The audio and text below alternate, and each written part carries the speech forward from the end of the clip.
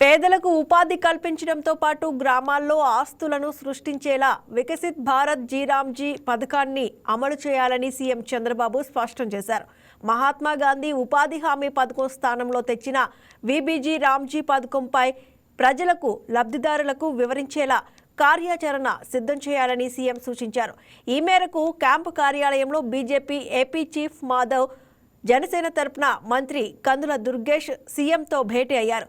ఈ భేటీలో ఈ పథకం ద్వారా రాష్ట్రానికి పేదలకు ఎలాంటి మేలు జరుగుతుందన్న అంశంపై చర్చించారు. గతంలో ఉన్న ఉపాధి హామీ పథకం కంటే ఇప్పుడు కేంద్రం తెచ్చిన జీరామ్జీ పథకంలో అదనంగా ఇంకొన్ని పనులు చేసుకునే వెసులుబాటు ఉందని, సోలార్ లైటింగ్ సిస్టమ్ ఏర్పాట్లను ఈ స్కీమ్ పరిధిలోకి తెచ్చారని చంద్రబాబు తెలిపారు.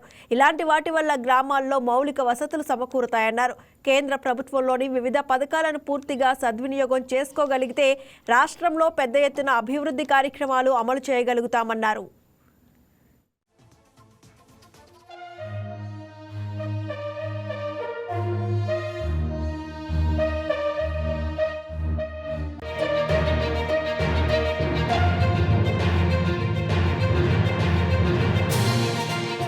Please subscribe to YK TV Network. Please subscribe to YK TV. Please watch YK News.